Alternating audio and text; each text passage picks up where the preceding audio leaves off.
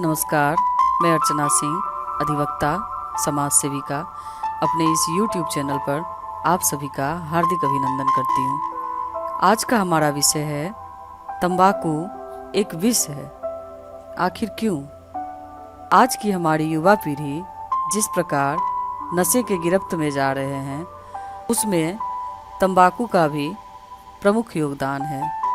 किशोरावस्था में उत्सुकतावश या मित्रों के साथ इन पदार्थों का सेवन शुरू होता है, फिर इसके नशे का आनंद आने लगता है, इसकी मात्रा बढ़ाई जाती है। जो लोग बार बार इसका सेवन करते हैं, उनका शरीर इस मादक पदार्थ का आदी हो जाता है और फिर उसको वह छोड़ नहीं पाता है। ठीक उसी प्रकार जैसे लोग शराब या अन्य पदार्थों के आदी हो जाते हैं, जिसे छोड़ने से कई प्रकार के लक्षण जैसे बेचैनी, घबराहट आदि होने लगती है।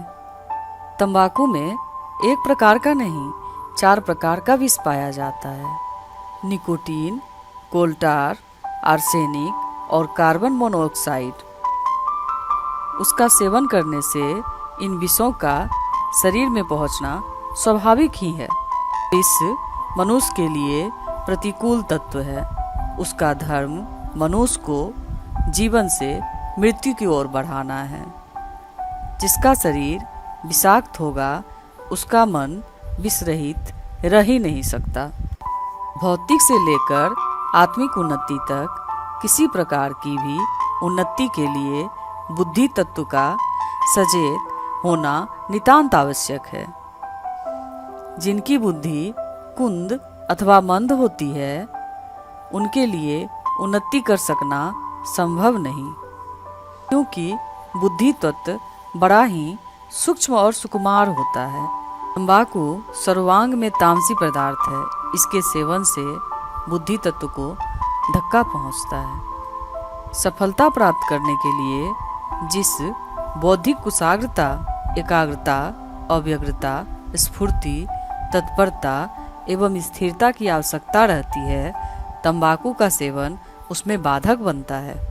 संसार के सारे नशे कृत्रिमता की पराकाष्ठा है।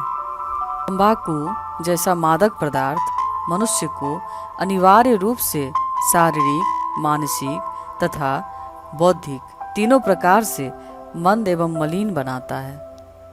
तंबाकू सेवन करने वाले का ब्रह्मचर्य सुरक्षित रह सकना संभव नहीं है, क्योंकि तंबाकू मादक एवं उत्तेजक पदार्थ है जो क्रोध की तरह कामवृत्ति को भी बढ़ावा देता है। यह सर्वविदित है कि पूरे संसार में तंबाकू का दुरुपयोग सिगरेट के रूप में किया जाता है। भारत में इसका उपयोग अन्य रूप में भी किया जाता है, जैसे बीड़ी, हुक्का, गुल, जर्दा, खैनी, गुटखा आदि। तंबाकू का प्रयोग किसी भी रूप में किया जाए, इससे शरीर पर दुष्प्रभाव ही पड़ता है। तंबाकू को जब गुल, पान मसाला, खैनी के रूप में प्रयोग करते हैं, तो इसके कारण मुंह में अनेक रोग उत्पन्न हो जाते हैं, जैसे सफ़ेद दाग, मुंह का नहीं खुल पाना तथा कैंसर रोग होने का भी खतरा बढ़ जाता है।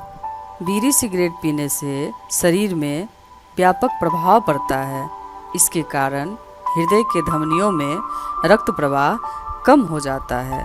हृदय रोग और ब्लड प्रेशर जैसी बीमारियां भी हो सकती है। सांस की बीमारी जैसे दमा और फेफड़ों का कैंसर तो होता ही है, तथा इसकी और भी बहुत सी हानियां हैं।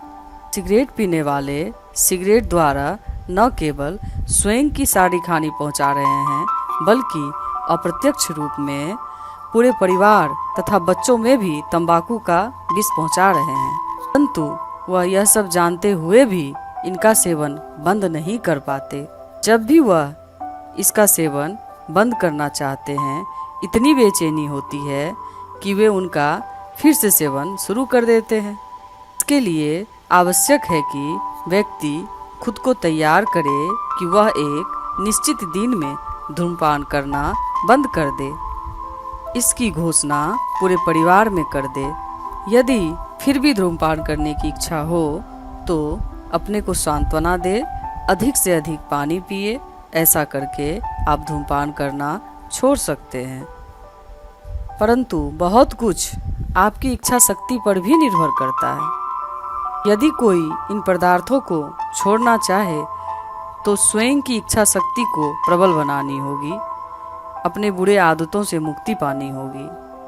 फिर भी यदि कोई व्यक्ति चाहकर भी तंबाकू तथा इससे संबंधित मादक पदार्थ बंद नहीं कर पा रहे हैं और इस विषय में बहुत गंभीर हैं, तो इसके लिए CIP आदि कई संस्थानों में नशाबंदी के लिए निर्देश दिया गया है एवं विशेष सुविधाएं दी हुई हैं। इसमें मनोवैज्ञानिक रूप से रोगियों को तैयार किया जाता है और उचित औषधीय चिकित्सा द्वारा इसका इलाज किया जाता है।